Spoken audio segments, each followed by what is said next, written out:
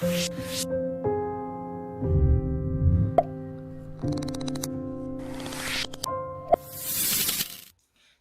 good people, bonjour. Je suis heureuse de vous retrouver encore entre nous pour parler du coronavirus dans ce 5e numéro spécial. La Côte d'Ivoire a franchi la barre des 1000 contaminés et ça fait très peur parce qu'on sait que c'est comme ça que ça a commencé dans les autres pays. 1 cas, 5 cas, 100 cas, 500 cas, ainsi de suite. Et puis bon, ça a été très catastrophique. Vraiment, nous espérons ne pas en arriver là. Je parlerai donc dans ce numéro de la responsabilité de chaque citoyen pour se protéger et protéger les autres en vous montrant les mauvais exemples à ne pas suivre.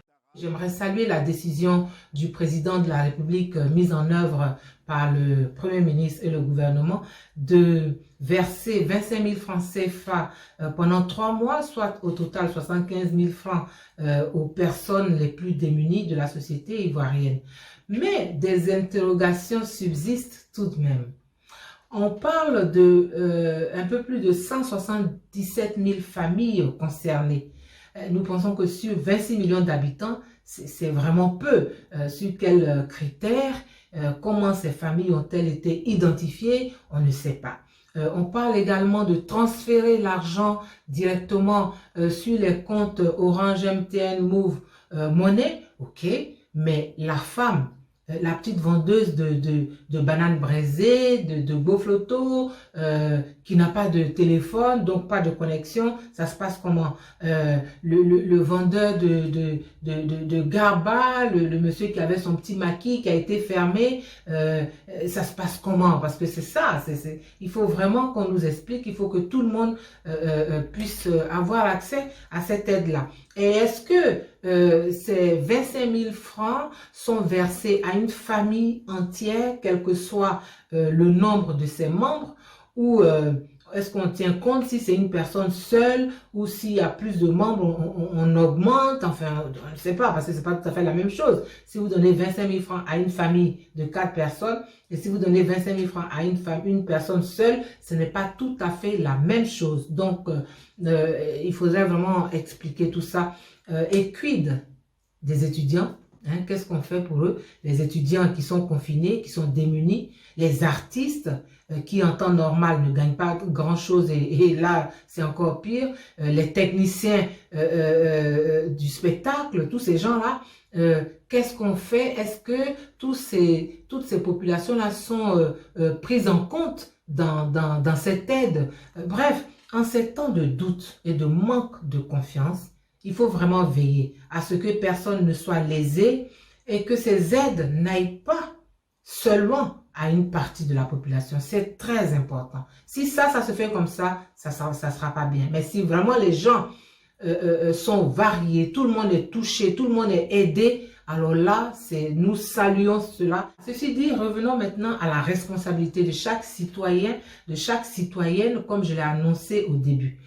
Il faut savoir qu'une personne qui est positive au coronavirus ou au Covid-19 peut être asymptomatique. C'est-à-dire qu'elle peut être positive, mais elle ne développe pas de symptômes. Donc, elle-même ne sait pas qu'elle a le coronavirus.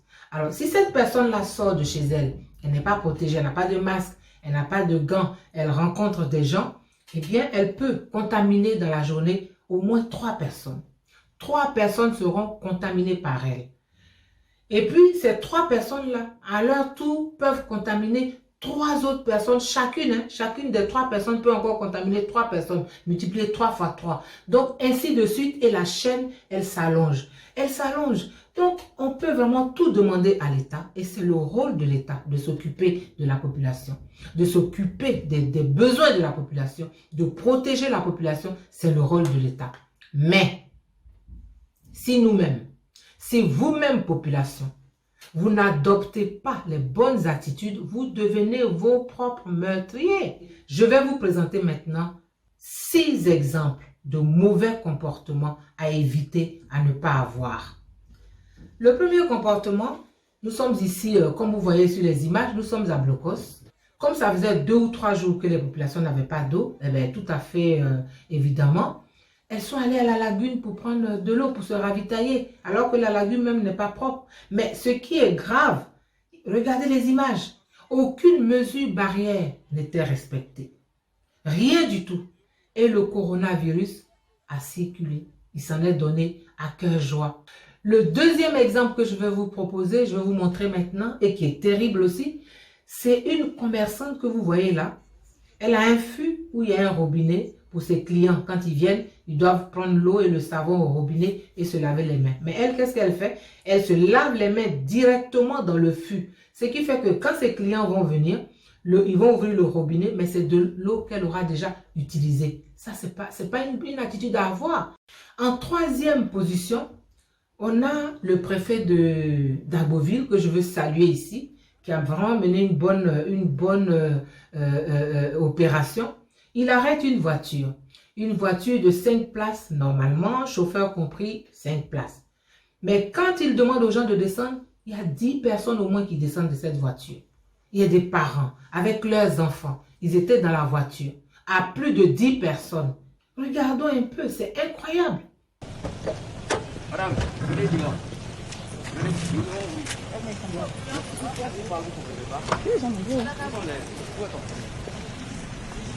ne veux pas donner.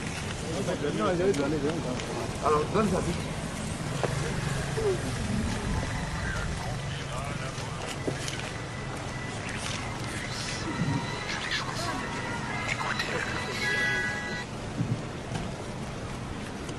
Allô, c'est qui? Appelle-le.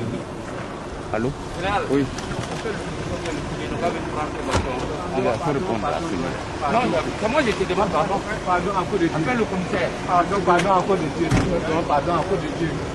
Ouvre la porte, les gens vont sortir. En cause de Dieu, en cause de Dieu. Ça, tu connais Dieu. Pardon. Mais que dire de ce petit tailleur de quartier, les toclos comme on les appelle? Lui, il y a une dame qui ramasse les masques usagés derrière les hôpitaux, là, comme on a vu l'autre fois. Elle les lave, elle les lui ramène, et lui, il est chargé de les recoudre, de les raccommoder. Elle vient les chercher et elle va les revendre. Mais où on a vu ça? Regardez.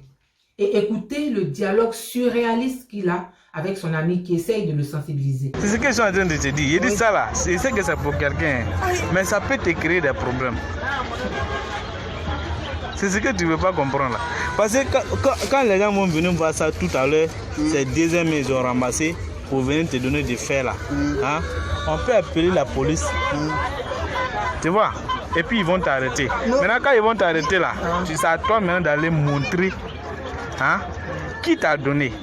Et la personne qui t'a donné là, non seulement ils vont l'arrêter, mais toi aussi tu ne seras pas en marge. Parce que quand il a ramassé dans des poubelles, c'est à toi il a remis pour que tu puisses les façonner encore, raccommoder pour qu'ils puissent gagner de l'argent. C'est pas bon. Tu es mon ami, hein. C'est à cause de ça que je suis en train de parler ça. Sinon ça ne me regarde même pas. Quand la personne t'envoie là, tu pouvais dire à la personne, ah, ça là, je sais que tu es allé ramasser, tu veux que je refais, tu vas aller vendre. Et si je refais, en refusant, si les gens viennent m'attraper, ça peut me compromettre. Je le répète, il faut détruire les masques et les gants usagés dans une déchiqueteuse ou un incinérateur. Quand on est une personne publique, on se doit de donner l'exemple. Quand la star du football, Didier Drogba, va faire des dons dans un quartier populaire, c'est très bien et on applaudit. Et il fait des dons depuis le début et on applaudit. Mais regardez l'image. Didier Drogba descend de sa voiture. Il porte un masque, c'est très bien. Mais il n'a pas de gants. Donc il va saluer les gens et il n'a pas de gants. Ça, c'est pas bien, c'est une erreur. Mais pire, les populations à qui il vient faire les dons, personne n'est protégé. Personne ne respecte les mesures barrières de distanciation sociale, personne ne porte un masque, mais rien du tout. Les gens sont là, ils sont serrés les uns contre les autres. Même le chef du village à qui il va remettre les dons n'est pas protégé. Donc, qu'est-ce qui va se passer? Tu reçois un sac de riz, tu reçois un bidon d'huile, tu reçois d'autres vivres certainement, mais quelqu'un t'a contaminé. Ou toi-même, tu as contaminé quelqu'un dans la foule. Alors, à quoi ça sert? Tu manges, mais tu te donnes la mort. Il faut faire comme l'artiste DJ Kérosène. Lui, depuis le début, il fait des dons, mais il prend ses dons, il va de cour en cour, il dépose le don devant la porte, les habitants de la maison viennent prendre leur sac de riz, et puis c'est fini. C'est fini. Et je pense que tous ceux qui font des dons doivent faire comme ça, tous les donateurs. Il faut éviter de faire la publicité partout. On ne fait pas la publicité avec la détresse des gens. On ne fait pas la publicité avec la mort, la maladie, tout ça. Maintenant, si vous avez envie vraiment, et c'est normal que vos actions soient connues, mais faites les dons, allez de porte en porte, mais faites-vous suivre par votre caméra, par vos équipes qui vont filmer. Et puis après, vous allez diffuser. Sixième mauvais exemple qui a le plus choqué les gens dernièrement. C'est l'anniversaire d'une starlette abidjanaise qui s'appelle Emma Lowes. Moi, je la découvrais, je ne la connais pas. Mais vraiment, tout le monde a été dépassé, choqué. Où était l'urgence de fêter son anniversaire avec plein d'invités en pleine pandémie du coronavirus, en mettant sa propre vie et celle des autres en danger? Où était l'urgence? Où était l'urgence? Moi, je ne suis pas pour les sanctions qui lui ont été infligées ainsi qu'à certains de ses invités. À mon avis, à mon humble avis, un avertissement ferme et une mise en garde aurait largement suffi. De toutes les façons, elle a présenté ses excuses après. Donc voilà, elle s'est trompée, elle ne s'est pas rendue compte, mais les millions à payer, tout ça, c'est pas nécessaire. Il faut annuler tout ça. Passons maintenant à notre séquence « Comment je m'occupe pendant le confinement ».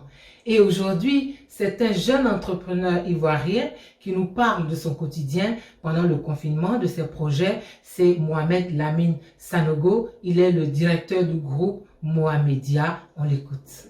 Je me retrouve à Niamey, au Niger, depuis bientôt 6 semaines, où je peux dire que tout se passe bien qu'il y ait le Covid-19, bien qu'il y ait le volet coronavirus, bien que tout le monde soit confiné, etc. Bien évidemment, je n'ai pas porté mon masque pour faire cette vidéo et on respecte, ne vous en faites pas, la distanciation sociale avec celui qui est en train de me filmer actuellement. Alors, comme je le dis toujours, let's turn the negative into positive. Je reste positif. Heureusement que j'ai voyagé avec ma tablette, voilà mon iPad. On est tous scotchés sur nos phones, via les réseaux sociaux, etc. Que quelqu'un ait un iPhone ou un Samsung, tant qu'on a du giga, voilà, des mégas Internet, on peut s'activer. Pour nous qui bossons par exemple dans la communication, dans l'événementiel, dans les médias, tant qu'on a un ordinateur, on peut bosser sur nos projets, on peut élaborer tout un plan de com, etc. C'est vrai qu'on n'est pas au bureau ou on n'est pas en contact avec la clientèle, mais l'essentiel c'est de s'occuper, surtout sainement, c'est fournir des efforts, voilà, intellectuels et préparer l'après-confinement. Donc l'après-confinement, en principe, pour tout le monde, doit faire boum, parce qu'on aura eu toute cette période-là pour se préparer, pour surtout s'aguerrir de tout ce qu'il nous fallait, voilà, pour que, on espère bien à partir de juin, le second semestre donc, de 2020 soit meilleur. Donc moi je reste positif, je reste zen. De plus en plus j'apprécie le Niger et Niamey où je me suis retrouvé confiné. Donc comme je le dis, restons positifs. Trouvons le petit côté beau et positif de la chose par rapport au Covid-19. Respectons donc les mesures d'hygiène, etc. Et surtout, soyons zen. Inch'Allah, ça va aller. Merci Momo, bon confinement, bon projet. Et salut tous nos amis du côté de Niamey, surtout Cézid Dadier et sa petite famille. Voilà, chers good people, avant de nous quitter, je veux encore insister sur la protection des soignants. Monsieur le Président et Monsieur le Premier ministre, ça c'est votre responsabilité avec votre ministre de la Santé. Vraiment, j'insiste sur leur protection, à savoir la mise à disposition de masques et de gants jetables à changer toutes les 3 heures et à détruire dans une déchiqueteuse ou un incinérateur pour éviter l'épisode du tailleur de masques. Voilà, pour éviter ça. Lunettes de protection, gel hydroalcoolique, blouse sur blouse, combinaison sur chaussures, Charlotte. Et Monsieur le Président, je vous invite encore, comme j'ai fait la dernière fois, à vous masquer, à vous protéger et aller vraiment aux côtés des malades, des familles. Les Ivoiriens, ça leur ferait du bien de vous voir comme ça. Enfin, avant de finir, je vous invite à suivre les mesures barrières contre le Covid-19. Il y va de vos vies et de celles de vos proches. Respectez la distanciation sociale de 1 mètre. C'est-à-dire que vous devez vous tenir à 1 mètre de vos interlocuteurs. Lavez-vous les mains régulièrement au gel hydroalcoolique ou bien à l'eau et au savon. Ça aussi, ça fait l'affaire. Saluez-vous sans vous serrer les mains, sans embrassade, sans bisous, sans atout de loin. Éternuez ou toussez dans le creux de votre coude. Pas comme ça, allez, dans le creux de votre coude. Quand vous vous mouchez, utilisez un mouchoir jetable et quand vous avez fini de vous moucher, jetez-le à la poubelle et pas par terre. S'il vous plaît, restez chez vous. Sauvez vos vies et celles des autres en restant chez vous. Si vous n'avez pas grand-chose à faire dehors, vraiment, si ce n'est pas nécessaire, il vaut mieux rester chez vous parce que c'est quand on circule que le virus aussi circule. Voilà, à la semaine prochaine, si Dieu le veut. Et d'ici là, abonnez-vous à notre chaîne YouTube. Vous avez vu que maintenant, on ne met plus la chronique sur Facebook comme ça, on met directement sur YouTube. Alors, abonnez-vous. Pour cela, cliquez sur s'abonner qui est en rouge en dessous de cette vidéo et suivez les instructions. C'est gratuit, c'est facile. Voilà, je souhaite un très bon mois de Ramadan à tous les musulmans de Côte d'Ivoire, d'ici, d'ailleurs, et beaucoup de paix. Que toutes les prières montent à Dieu et qu'il guérisse ce monde. Allez, à bientôt.